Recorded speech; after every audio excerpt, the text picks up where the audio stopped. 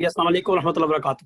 وعلیکم السلام۔ آپ کی ابھی نہیں آ رہی ہے اس میں، ابھی ہاں ابھی آپ کا آئے گا۔ السلام علیکم جی۔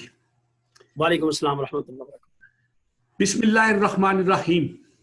وائس آف جموں کشمیر، میں ہوں مرزا شفیق آپ کے ساتھ۔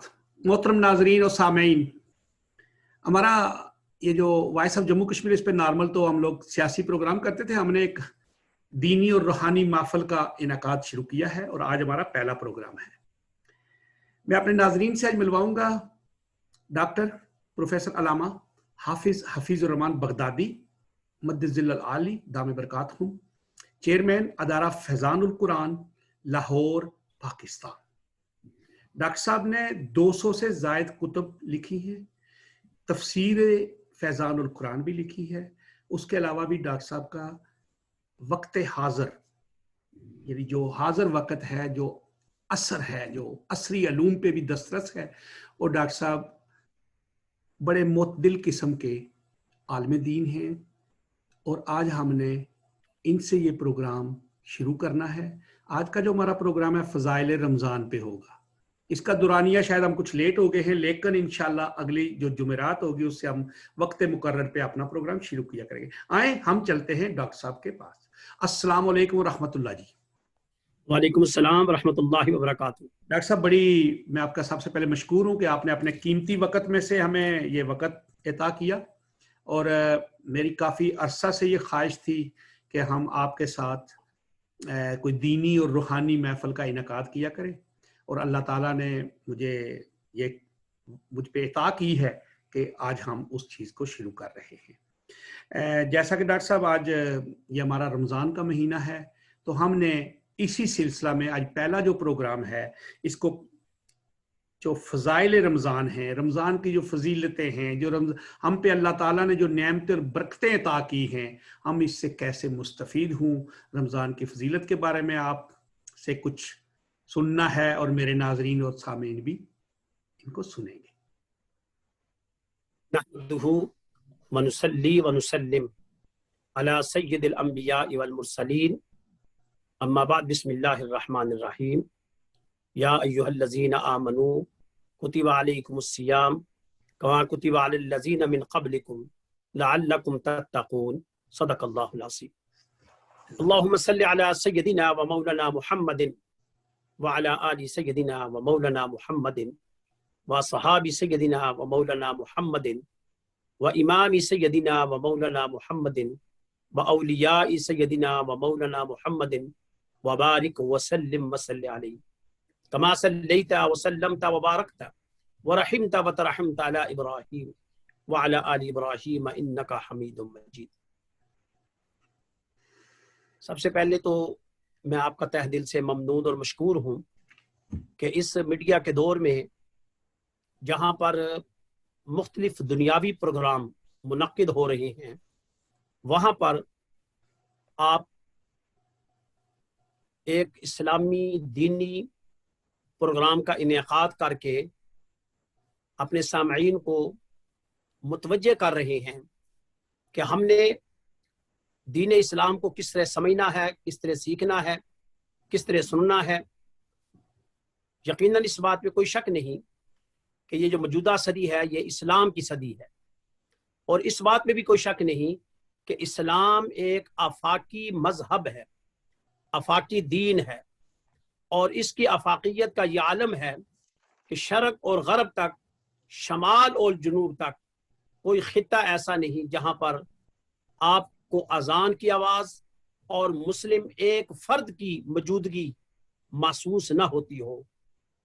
دنیا کا شاید کوئی ایسا کو نہ ہو جہاں پر مسلم کمیونٹی موجود نہ ہو، چاہے وہ مسلم کنٹریز ہیں چاہے وہ غیر مسلم کنٹریز ہیں۔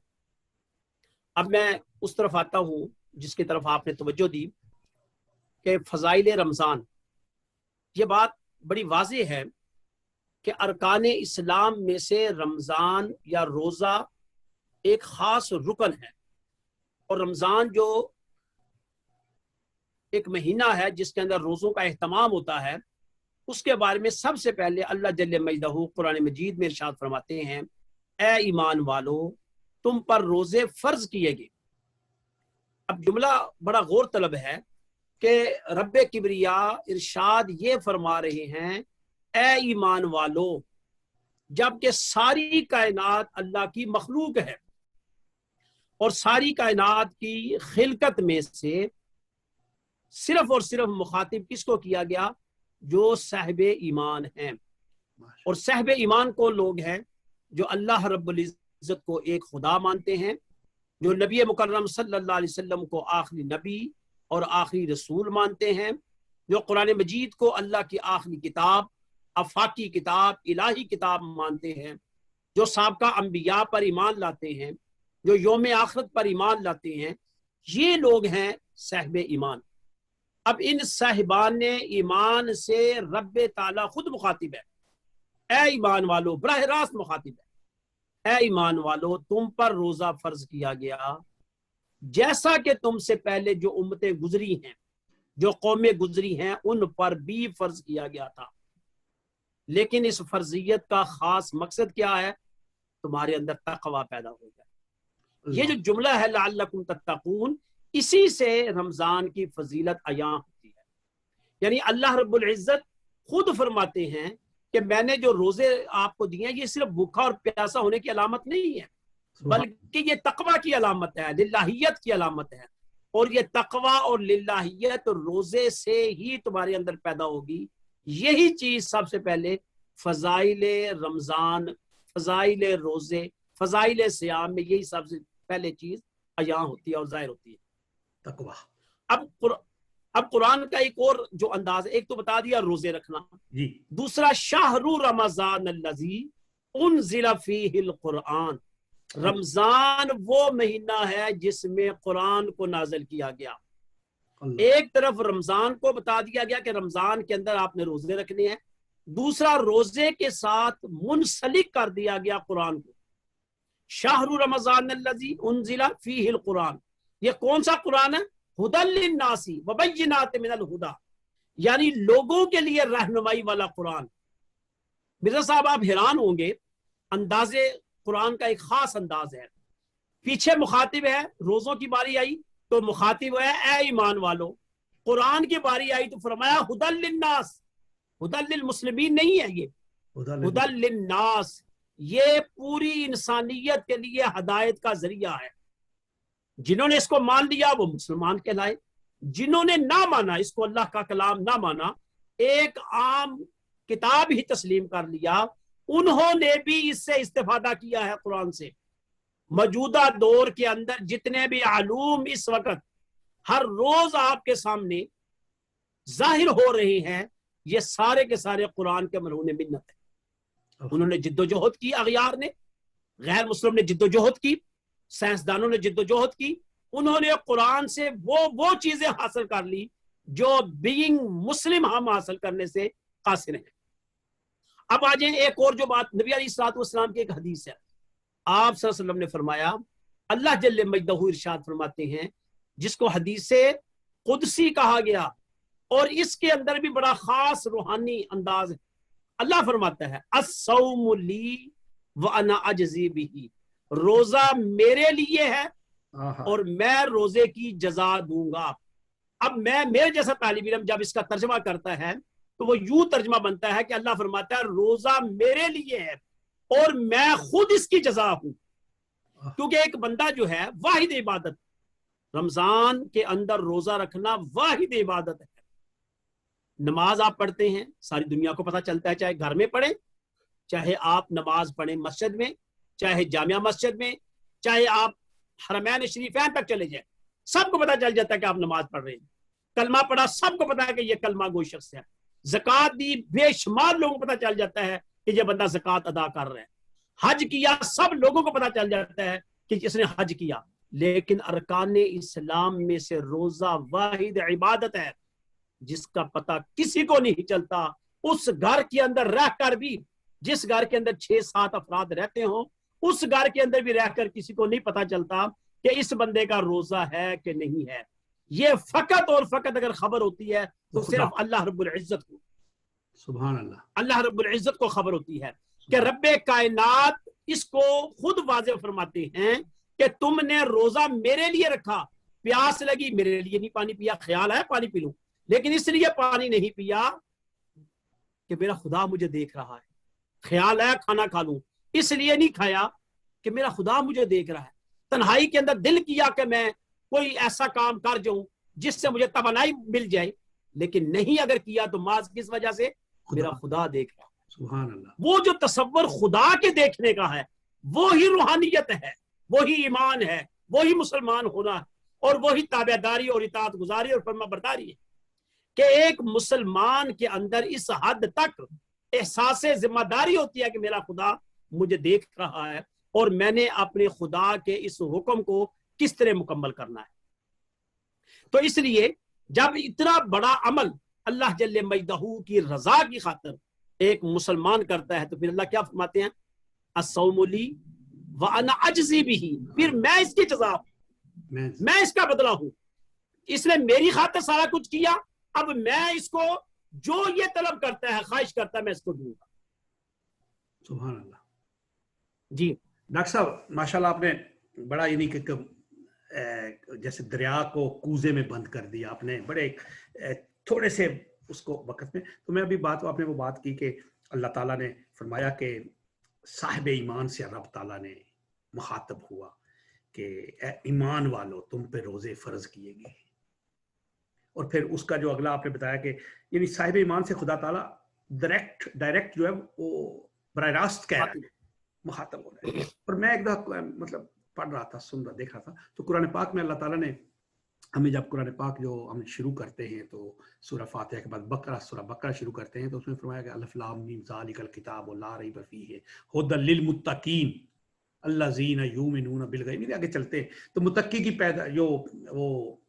جو تعریف کر دی گئی اس میں کہ وہ جو ان کے غیب پہ یقین رکھتے ہیں، غیب پہ یقین رکھتے ہیں، جو صلاۃ ہے رکھتے ہیں، پھر اس کے بعد جو رزق ان کو دیا گیا وہ خرچ کرتے ہیں، پھر اس کے بعد وہ آخرت پہ یقین کرتے ہیں، ان پہ نازل کیا گیا جو ان کے یعنی قبل نازل کیا گیا ان پہ یقین کرتے ہیں، اور پھر وہ فلاح پانے والوں اس کے بعد ہوگا۔ تو میں ایک جگہ کے پڑھ رہا تھا تو اس میں جب میں نے دیکھا کہ متقی کی یہ تعریف ہے، تو متقی میں بھی بڑے لوگوں کا، ہم لوگ یورپ میں رہتے ہیں تو یہاں پہ بے شمار چیزیں شک و شبہات بنتی ہیں ہماری، کہ جب ہم دیکھتے ہیں اس معاشرے میں کہ انصاف ہے، اس معاشرے میں لوگ دیکھیں نماز ہماری تو ہمارا اپنا ایک مسلمان کے حیثیت سے ہے، اور یہ لوگ بھی اپنی نمازیں ان کی بھی ہیں، جیسے چرچ جاتے ہیں جو کرتے ہیں۔ اب زکوٰۃ ہے تو میرا خیال ہے چیریٹی دنیا بھر میں یہ لوگ ہم سے بھی بہت زیادہ کرتے ہیں، یہ ہمارے ملکوں کی چیریٹی کرتے ہیں، ہمارے اسلامی ممالک کو امداد دیتے ہیں، تو بڑا سوچتا ہے بندہ، پھر کہتے ہیں یہ خدا کو یہ بھی مانتے ہیں، کہتے ہیں ہمارا خدا ہے بھائی، وہ خواہ وہ اس کو گاڈ کہیں یا کسی کہیں کہ خدا کہتے ہیں، پھر قیامت کو یہ بھی کہتے نہیں قیامت آئے گی، دنیا مرے گی۔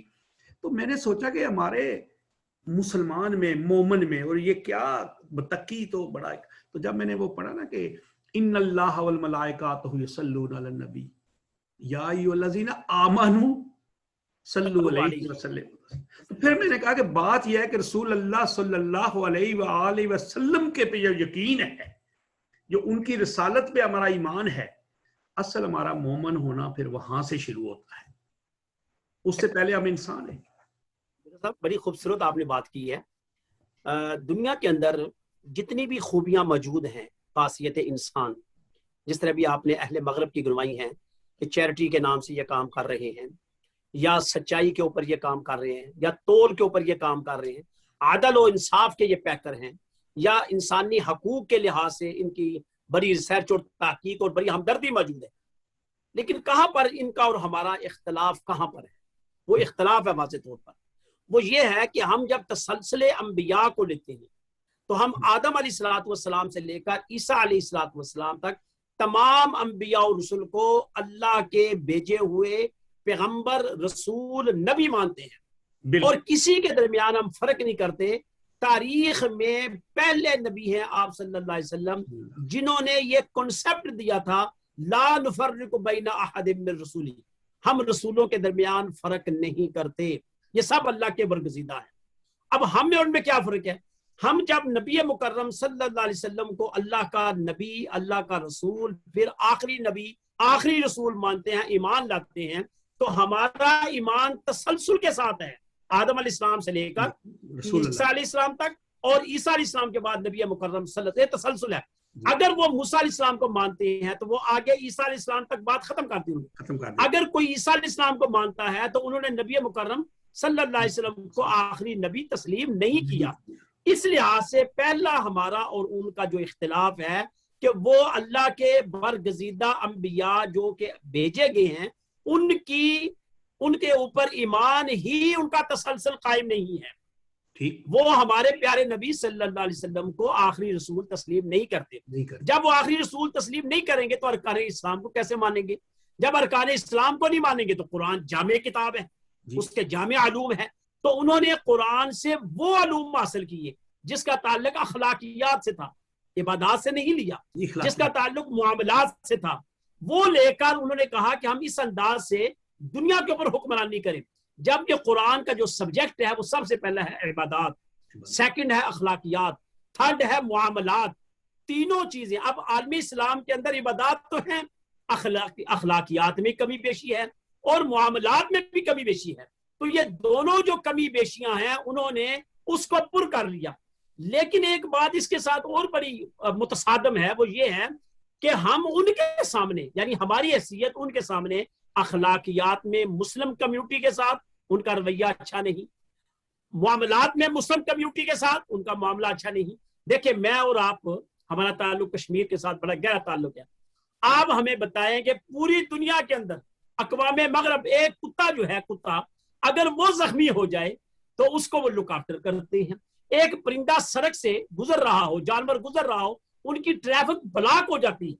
یقیناً یہ سب سے پہلے کنسیپٹ تو نبی مکرم صلی اللہ علیہ وسلم نے دیا تھا. سب سے پہلے تو کنسیپٹ پرندوں کے ساتھ ہمدردی کا انہوں نے دیا ہے, بالکل جانوروں کے ساتھ ہمدردی کا انہوں نے دیا ہے, نباتات کے ساتھ پودے لگانے کا کنسیپٹ انہوں نے دیا ہے. آج وہ پودے بھی لگا رہے ہیں, دیگر کام بھی کر رہے ہیں, اپنے ہاتھوں سے کام کرنے کا. مثلا ہم کہتے ہیں جی فلاں پریزیڈنٹ جو ہے یورپ کا وہ سائیکل پر جا رہا ہے, ہم کہتے ہیں فلاں جو پریزیڈنٹ ہے وہ جناب اپنے پودوں کو پانی لگا رہے ہیں. بھئی یہ تو کنسیپٹ نبی مکرم صلی اللہ علیہ وسلم نے دیا ہے. پودوں کو پانی دینا میرے آقا نے کیا, لوگوں کے ساتھ ہمدردانہ رویہ رکھا میرے آقا نے کیا. تو اگر وہ قرآن سے اخلاقیات اور معاملات کو لے لیتے ہیں تو رسول اللہ صلی اللہ علیہ وسلم کو باسیت نبی اور باسیت رسول کیوں نہیں مانتے؟ بس میں وہی جی فرمائیے.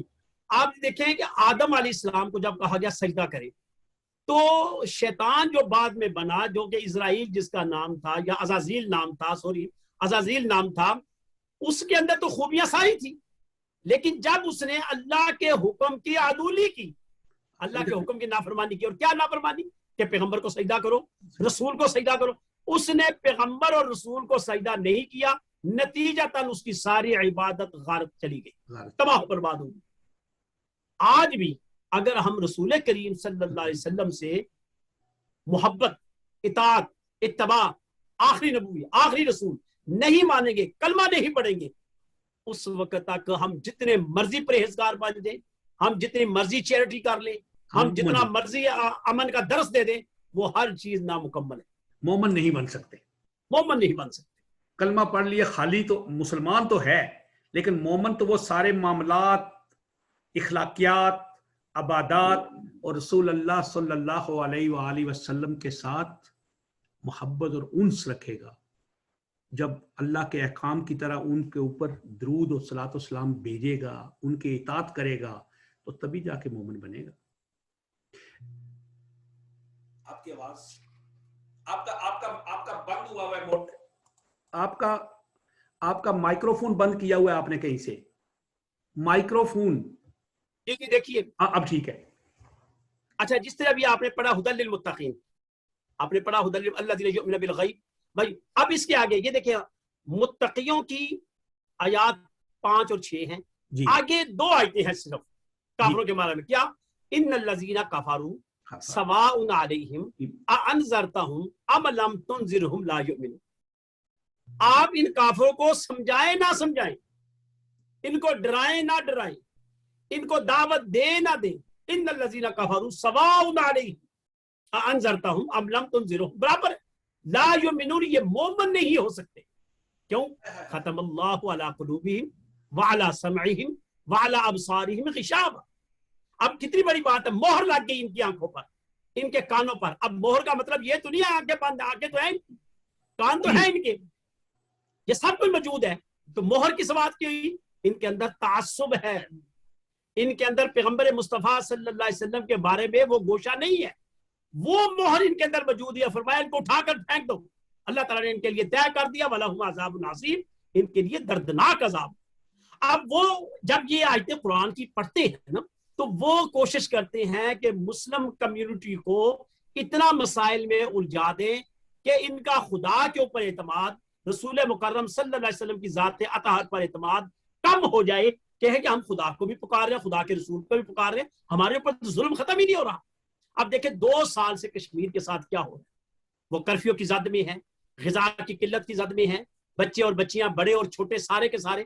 صرف ہم کشمیر کے مسئلے کو اگر نوٹ کر لیں, 70 سال سے ہم اغیار کی ریشہ دوانیوں کا شکار ہیں. کوئی ایک قومی ادارہ, کوئی ایک بین الاقوامی ادارہ آج تک اس کی آواز کو سن نہیں پا رہا. ڈاکٹر صاحب شام کوئی بات الگ. جی ایک عرض ہے, یہ جو کشمیر کا معاملہ ہے نا, مجھے تقریباً 25-27 سال ہو گئے ان کے ساتھ زیادہ وابستگی. پاکستان میں بھی تھا, آپ کو معلوم ہے کہ میں کوئی اور سیاست کے تھوڑے معاملات تھے, تو یہاں پہ ہم نے آ کے کشمیر کے بارے میں بات کی. اب ابھی بات نکل آئی, حالانکہ ہمارا پروگرام یہ اس میں نہیں ہے. کشمیر کا معاملہ یہ کہ وہ کہتے ہیں کہ اغیار سے زیادہ اپنوں نے بڑے زخم دیے ہوئے ہیں نا. جو آزاد کشمیر ہے, جس کو ہم آزاد کشمیر, یہ 4000 کچھ سو مربع میل بنتا ہے, تو باقی تو اصل سارا علاقہ ادھر ہے. اس میں بین الاقوامی ادارے تو اسی وقت عمل کرتے ہیں جب کوئی ثالثی مانتا ہے. ہم نے بڑی کوشش کی, ہم نے جہاں پہ ہیومن رائٹس کے جو کمشنر ہیں ان کے ساتھ ملاقاتیں کی, ہم نے یادداشتیں بھیجی, ہم نے مظاہرے کیے, کرتے بھی ہیں, یونائٹڈ نیشن میں بھی جاتے ہیں, پاکستان سے بھی احباب آتے ہیں, ان کو ہی ملاتے ہیں. لیکن وہ جو اصل ہم نے دیکھا ہے نا, اس میں صرف یہی ہے کہ اس کو اسی طرح ہی انہیں رہنے دینا ہے, اس کا حل نہیں کرنا. خیر, ہم کبھی پھر یہ پروگرام بھی انشاءاللہ آپ سے کریں گے. آج تو ہمارا یہ مذہب کا ہمارا دین کا مسئلہ ہے. اچھا ڈاکٹر صاحب, ایک اور عرض ہے کہ ابھی ہم بات کر رہے تھے آپ جیسے کہ اللہ تعالیٰ نے مومنین کو حکم دیا کہ آپ یہ کریں اور یہ روزے ہیں آپ کے لیے. اب جو ہم لوگ, کیونکہ ہم پاکستان سے ہمارا تعلق ہے, ہم وہیں پہ رہتے ہیں, یہ جو رمضان المبارک کے مہینے میں ابھی مومن کی بات ہوئی, کلمہ سارے پڑھتے ہیں. ہمارے تاجر حضرات رمضان المبارک کے آخری عشرہ کو مکہ المکرمہ اور مدینہ منورہ میں گزارنے پہ ترجیح دیتے ہیں. اب یقین کیجئے ہم یورپ میں ہیں, ان کے 3-4 مذہبی تہوار ہوتے ہیں. ایک اپریل میں ہوتا ہے ایسٹر کا, اور دسمبر میں ان کا ہوتا ہے کرسمس, جو میں پیدائش ہوتا ہے عیسیٰ علیہ السلام کا, اور اس کے بعد جنوری میں پھر ایک ان کا آتا ہے, جس طرح وہ ہمارا ایک بڑی عید ہوتی ہے, ایسے ان کا ایک سسٹم ہوتا ہے قربان کرنے. آپ یقین کیجئے کہ اس وقت جو چیزیں ہیں نا, یہ جو کپڑے وپڑے ایسے جو لوگوں کو عید پہ یا ہمارے جو ضرورت ہوتی ہے, ان کی پرائز 75% کم ہو جاتی ہے. 75%. آپ یقین کیجئے مجھے 31 سال ہو گئے یہاں پہ ڈاکٹر صاحب, کبھی چینی کی قیمت, آٹے کی قیمت, چاول کی قیمت, دودھ کی قیمت, مکھن کی قیمت 10 پیسے کا فرق پڑا ہوگا, بلکہ بریڈ سستی ہوئی ہے. ہمارے وہ مسلمان جنہوں نے, میں نے آپ کے لیے, آپ کے ساتھ اس لیے کہ آپ ماشاءاللہ بڑے معتدل میں آپ کو جانتا ہوں کہ ہمارے علماء کرام رمضان المبارک ہو یا اس سے پہلے جمعے والے دن خطبہ دیتے ہیں, 1.5-2 گھنٹے تقریریں کرتے ہیں علماء ہمارے. کہیں اب تو پاکستان میں لاؤڈ سپیکر پہ پابندی لگا دی, پہلے تو ہم لوگ جب تھے تو الحمدللہ لمبی ہماری باتیں ہوتی تھی.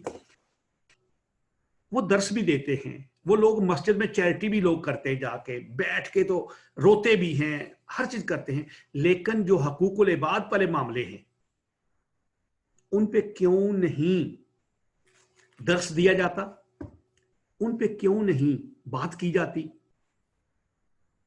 اور وہ لوگ کیوں ان پہ عمل نہیں کرتے؟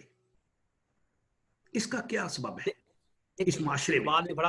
اقبال نے بڑا خوبصورت جملہ یہ کہا ہے, درس قرآن اگر ہم نے بلایا نہ ہوتا, یہ دن خدا نے ہمیں دکھلایا نہ ہوتا. آپ یہ دیکھیں کہ اگر علماء کرام نے گفتگو کی ہے, یہ بھی میں معذرت چاہوں گا اگر کسی کی دل آزاری ہو, اگر گفتگو کی ہے تو کیا قرآن نے یہ لفظ نہیں کہا وَلَا تَشْتَرُوا بِآيَاتِي ثَمَنًا قَلِيلًا، میری آیتوں کو مت بیچنا. کیا قرآن نے یہ نہیں کہا وَلَا تَلْبِسُوا الْحَقَّ بِالْبَاطِلِ، حق اور باطل کو مکس نہ کرنا؟ بالکل. جب ہمارا ممبر اور محراب دنیا کی اماجگاہ بن گیا تو پھر رزلٹ تو ہمارے سامنے ہے نا. بالکل رزلٹ تو ہمارے سامنے ہے، پھر ہم گلا نہیں کر سکتے. آپ یہ دیکھیں، آپ نے جو بات کہی ہے اس میں بھی بالکل کوئی دوسری رائے نہیں ہے کہ جب بھی رمضان آتا ہے جی جب بھی، یعنی چاند ابھی چڑھنے کو 1-2 دن ہوتے ہیں، جی جی ہمارے پرائس فوری طور پر پیک پر چلے جاتے ہیں. ان کو شرم نہیں آتی؟ ذخیرہ اندوز، ملاوٹ کرنے والے، اور اس کے بعد کئی گنا نفع لینے والے. اور ایک بات اور، اگر کئی گنا نفع لے کر چیز جینون دے دے تب بھی ہمیں قبول ہے. وہ کئی گنا نفع لے کر چیز ہمیں گندی دے دیتے ہیں رمضان میں. وہ جتنی چیزیں اندر پڑی ہوتی ہیں بیکار، کھجوریں پڑی ہیں یا کوئی ایسا گند مند پڑا ہے، وہ رمضان کے دنوں میں مہنگی ترین پرائس میں بیچ دیتے ہیں.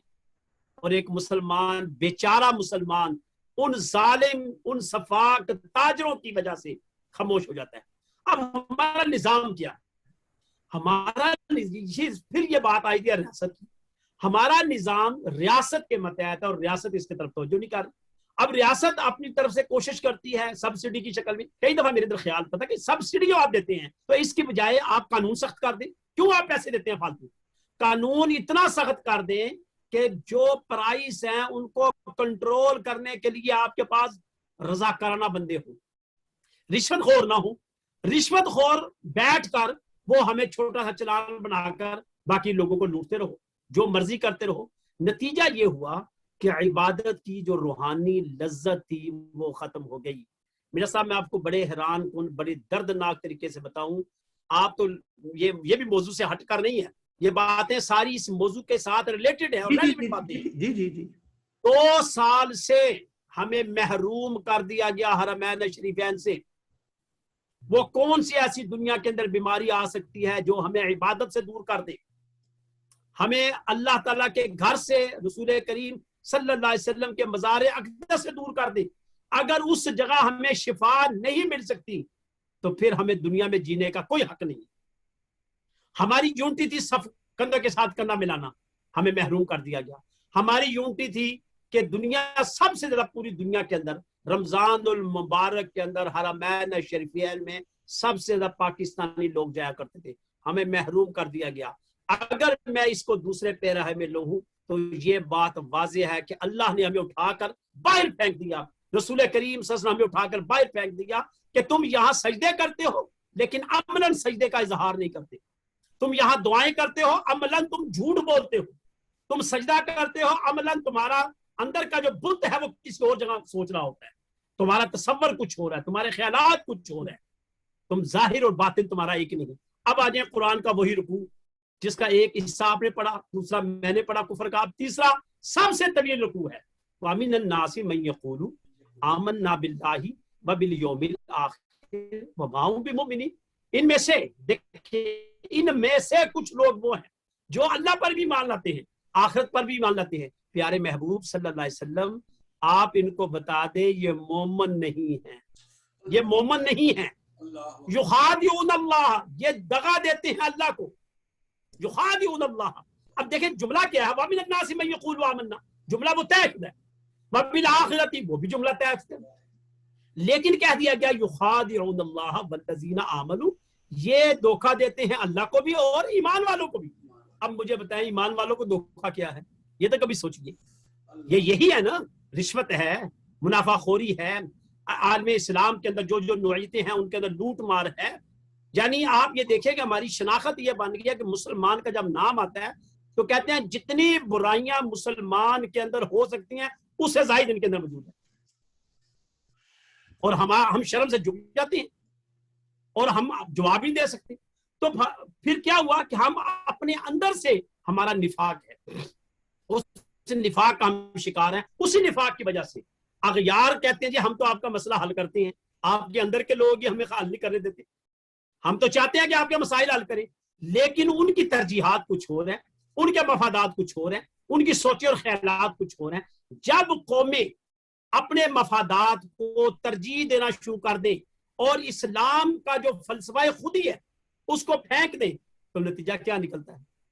نبی علیہ السلام کی ایک حدیث ہے رمضان ہی کے حوالے سے، روزے ہی کے حوالے سے، اگر کوئی شخص روزہ رکھ کر اپنے اعمال صحیح نہیں کرتا، اللہ کو اس کا بھوکا پیاسا رہنا کوئی اس کی ضرورت نہیں ہے۔ اب مجھے بات تو کلیئر ہوئی نا، یعنی بھوکا پیاسا رہنے کا مطلب یہ ہے کہ آپ کے اندر احساس پیدا ہو۔ بھوک اور پیاس کا مطلب یہ تو نہیں کہ ہم نے فیشن بنا لی سحری کی، ہم نے فیشن بنا لیا افطاری کا، ہمارے اندر احساس ہو۔ ایک ایسی ملت موجود ہے جس کو اللہ جل مجدہ رمضان کے روزوں کی شکل میں احساس ذمہ داری کہ تمہاری رسپانسبلٹی کیا ہے اس کے بارے میں احساس پیدا کرو اپنے اندر۔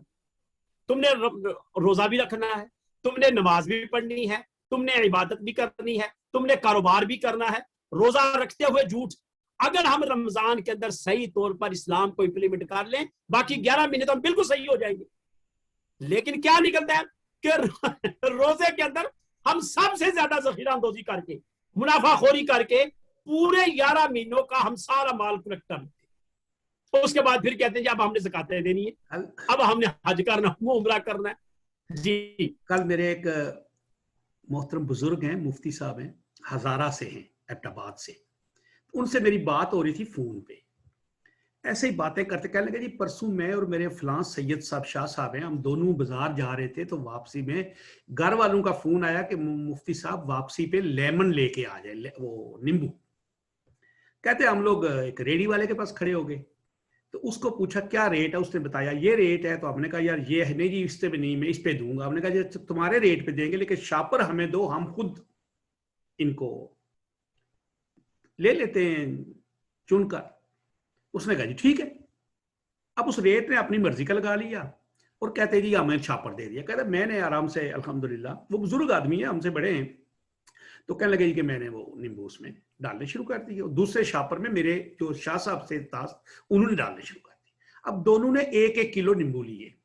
کہتے وہ ہم نے اس کو لفافہ دیا، اس نے ایسے دیکھا تولا، اس کے بعد نیچے رکھ لیا، پھر دوسرا لیا، پھر نیچے سے ایک اور شاپر نکالا نیچے سے جھک کر، اس میں وہ دونوں شاپر ڈال کے ہمیں دے دیے، پیسے لے لیے۔ وہ کہتے ہم گھر چلے گئے، پہلے وہ شاہ صاحب نے مجھے اتارا اور پھر خود چلے گئے۔ جب میں نے گھر آیا لیمن دیے تو جب گھر والوں نے نکالے تو سارے وہ نرم نرم، ڈیلے ڈیلے، خراب۔ تو اب گھر والے مجھے تو میں نے سوچا کہ شاہ صاحب نے جو ڈالے وہ اس طرح کے ہوں گے۔ چلو اس کے بعد میں نے اپنے گھر والوں کو کہا چلو ٹھیک ہے جو ہو گیا۔ کہتے 2 دن کے بعد شاہ جی صاحب نے مجھے ملے، جی آپ کی نظر ابھی کمزور ہو گئی علامہ صاحب ہے۔ وہ کیوں؟ انہوں نے کہا جی آپ نے جو نیمبو ڈالے تھے میرے پاس وہ تو سارے خراب تھے، وہ آپ والا لفافہ مجھے آ گیا۔ انہوں نے کہا جی مجھے آپ والا آ گیا۔ تو اس نے کہا جی کہ بات یہ ہے کہ اصل میں کہ ہمارے اندر بے ایمانی اس طرح کی رچ اور بس گئی ہے۔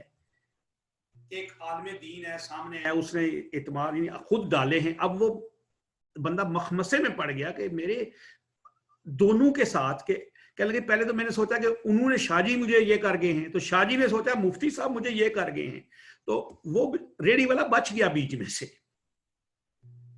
اللہ کی نظر میں تو اس کو اللہ کو پتا ہے کہ اس نے فراڈ کیا، بالکل ویسے تو جی تو اس کے بعد جو انسان جو ہے وہ ترقی کر رہا ہے، تو شیطان بھی جدید افکار لے کر آ رہا ہے، وہ طریقے بتاتا ہے کہ اس طریقے سے لوگوں کے ساتھ زیادتی کرو۔ آپ تو صرف لیمو کی بات کر رہے ہیں نا، کسی ریڈی والے کے پاس چلے جائیں، آپ جینون پیسے دے رہے ہیں، آپ کہتے ہیں کہ خربوزہ، یہ معمولی بات ہے، لیکن مجھے اس بات کا ہمیشہ قلق رہتا ہے کہ ہمارے علماء اس معمولی بات کے اوپر کیوں نہیں بولتے، اپنے جمعے کے خطابوں کے اندر ریڈی والوں سے بات کیوں نہیں کرتے، جو اس طرح تولتے ہیں باٹوں کے اوپر بات کیوں نہیں کرتے۔ آپ ریڈی والے کے پاس چلے جائیں، اسے کہیں کہ خربوزے کا کیا ریٹ ہے، وہ کہے 200 روپے کلو، آپ اس کو کہیں یہ لو 200 روپیہ، 200 روپیہ اس نے جینون لیا، حالانکہ مہنگائی ہے، آپ مہنگائی کو چھوڑ دیں، اس نے ایک چیز کے جینون پیسے لیے، جب چیز دینے لگا تو وہ چیز خراب تھی اور اپنے ہاتھ سے وہ خراب لفافے میں ڈال رہا ہے۔ اب مجھے بتائیں کہ اس حد تک ہمارا استحصال ہو رہا ہے اور اس حد تک وہ سریعام بے ایمانی کر رہے ہیں، اس کو پوچھنے والا کوئی نہیں۔ آپ اس کو بھی چھوڑ دیں، بہت بڑے ڈپارٹمنٹل سٹور، میں کئی مرتبہ وہاں جاتا ہوں، وہاں لکھا ہوتا ہے کہ یہ جو گھی ہے آپ کے پاس یہ 200 روپے کا ہے اور دوسرا جو ہے 190 کا ہے پر کے جی.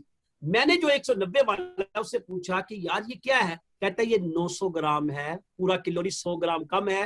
غریب آدمی سمجھتا ہے کہ اس میں سے 20 روپے کم ہے, وہ بیچارہ لے جاتا ہے, لیکن انہوں نے 100 گرام اس میں سے کم ڈالا ہوا ہے اور بیچ رہے ہیں کلو کر کے. تو گناہگار تو ہے. اب آئے سرکار دو عالم صلی اللہ علیہ وسلم کی ذات اطہر پر.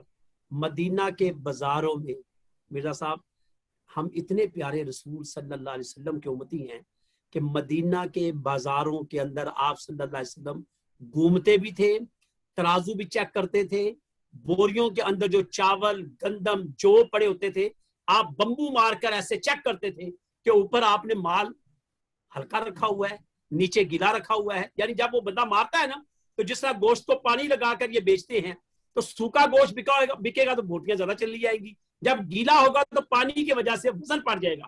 اور سرے عام پوری دنیا دیکھ رہی ہے, اور اس کے اوپر ہمارے ہاں اسلامک کنٹریز کے اندر کوئی سزا نہیں ہے. اسلامک کنٹریز کے اندر واضح طور پر علماء اسلام قطعاً اس کے اوپر نہیں بولتے. اگرچہ ہم میرے خطاب کے اندر ہمیشہ میں ان چھوٹے چھوٹے موضوعات کے اوپر میں گفتگو کرتا ہوں اور میں کہتا ہوں کہ تم خدا کے سامنے جواب دو. اس سے بہتر ہے کہ تم مت نماز پڑھو, اس سے بہتر ہے مت مسجد میں آؤ, اس سے بہتر ہے مت روزے رکھو, اس سے بہتر ہے مت زکات دو. لیکن آپ جس طرح لوگوں کے ساتھ دھوکہ اور فریب کر رہے ہو, کل خدا کی بارگاہ میں کیا منہ لے کر جاؤ گے؟ اچھا وہ تو کچھ منہ لے کر جائیں گے کہ نہیں جائیں گے, ہم کہاں کھڑے ہیں؟ دیکھیں نا, کنتم خیر امت اخرجت للناس تأمرون بالمعروف وتنہون عن المنکر, تم ایک بہترین امت ہو جو کہ لوگوں میں سے منتخب کی گئی ہے. کیا؟ امر بالمعروف کرنا, ونہی عن المنکر کرنا, یعنی لوگوں کو نیکی کا حکم دینا اور برائی سے منع کرنا.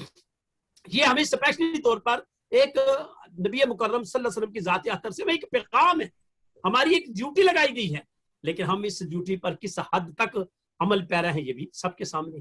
ڈاکٹر صاحب ایک اور ابھی یہ ہمارا الحمدللہ موضوع سے وہ موضوع بڑا وسیع ہو رہا ہے, انشاءاللہ ابھی تو اگلے جو پروگرام آ رہے ہوں ان میں تو مشید انشاءاللہ بات کریں گے. دیکھیں بات یہ ہے کہ میں اس میں جو خاص کر میرا اپنا جو سوچ ہے کہ ہم جو مسلمان بھی کہلواتے ہیں, کلمہ رسول بھی پڑھتے ہیں, اللہ تعالیٰ کی وحدانیت پہ بھی یقین رکھتے ہیں, اور پھر کہتے ہیں کہ ہم مومن ہیں, زکوٰۃ بھی دیتے ہیں, روزے بھی رکھتے ہیں, کوشش کرتے ہیں حج بھی کریں, لیکن جو حقوق العباد ہیں ان کی پرواہ نہیں کرتے, اور یہ قصور ہمارا ہے. علماء دین کا میں قصور نہیں کہتا, لیکن ان میں تھوڑا سا آپ نے, میرا خیال ہے مجھے ایک دفعہ بڑی پرانی بات ہے, آپ نے فرمایا تھا کہ مولوی جو ہے نا جب خود کفیل ہو نا تو بات پھر کرتا ہے. میرا خیال ہے مجھے ابھی تک یاد ہے ذہن میں, یہ بھی میرے درس کا حصہ ہے. میں کہتا ہوتا ہوں علماء کو سٹیٹس دیا جائے, بالکل صحیح ہے. 1988-87 کی بات ہے جب ہم نے بات کی تھی آپ. تو بات یہ ہے کہ مولوی, جب ہم مولوی جس کو عالم دین ہے, ہم تو مولوی, تو ابھی مولوی کا مسئلہ یہ ہے کہ ہم نے مولوی ہر داڑھی والے کو مولوی کہنا شروع کر دیا. مولوی کہنا شروع کر دیا, خواہ وہ میری طرح جیسے وہ مولوی ہے, داڑھی رکھ لیا مولوی ہو گیا. اب وہ جو غلط کام کرتا ہے وہ مولوی کے ذمہ پڑ جاتے ہیں. وہ چوری کرے, جیب کاٹے, مولوی جیب کاٹی, حالانکہ مولوی کا تو اس میں مولوی تو ایک اور چیز تھی, لیکن مولوی نے ایسے آپس میں مکس کر دیا کہ ہم نے مولوی کو بدنام کرنا شروع کر دیا.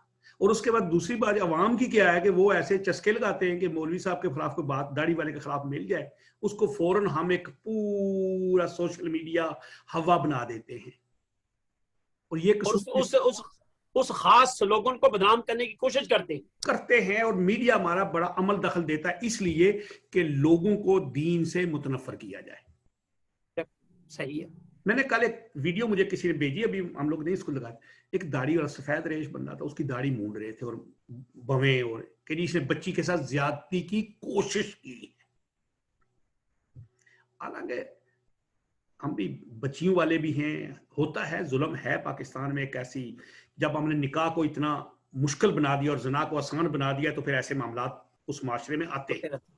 میں نے خود دیکھا ہے ویڈیوز لاہور کی کہ خواتین کھڑی ہیں, تو ان سے کسی نے پوچھا کہ آپ یہ, تو اس نے کہا جی کہ میں اور کیا کروں, اگر کسی کے ساتھ گھر پہ کام کرنے جاتی ہوں بانڈے بدن صاف کرنے کے لیے تو وہ اسی پیش پہ آتے ہیں, اگر ہم کسی کے دکان پہ کام کرنے کے لیے جائیں تو وہ یہی کچھ ڈیمانڈ کرتا ہے تو اگر 15,000 مہینے میں ڈیمانڈ کرتا ہے تو کیوں نہ ہم روز میں 3,000 کمائیں. حالانکہ یہ ریاست کی سب سے بڑی بے حسی ہے. ریاست کی ذمہ داری ہے نا ہمارے اوپر، ہمارے لوگوں کے ساتھ ان کو تعلیم دینا. بالکل بالکل بالکل. اور ایک اسلامی جب ہم نام لیتے ہیں ریاست مملکت خدادات، پھر ہم کہتے ہیں کہ اس ریاست کو بنانے میں پیر سید جماعت علی شاہ علی پور والے تھے، اس میں پیر مہر علی شاہ صاحب تھے، اس میں سید برکات حسین شاہ تھے، اس میں ہم فلاں تھے. ہم داتا کی نگری میں رہتے ہیں اور ہم ایک دن دودھ صاف دے دیں اور دوسرے دن پھر اس میں پانی ملانا شروع کر دیتے ہیں. تو ڈاکٹر صاحب انشاءاللہ ابھی ہمارے پروگرام کا وقت وہ اختتام، آج ذرا ہم لیٹ ہو گئے، تو اگلے ہفتے کو ہم انشاءاللہ. تو محترم ناظرین، آپ پروفیسر ڈاکٹر علامہ حافظ حفیظ الرحمان بغدادی صاحب کی گفتگو سے مستفید ہوئے ہیں. ہم انشاءاللہ اسی تسلسل کو جاری رکھیں گے ہر جمعرات والے دن، اور انشاءاللہ ڈاکٹر صاحب وقت دیا کریں گے. ہم کسی بھی طرح پہ کسی بھی مسلک، کسی بھی فرقہ کسی کے خلاف نہیں، ہم صرف ایک سمپل قرآن اور حدیث کی بات کریں گے.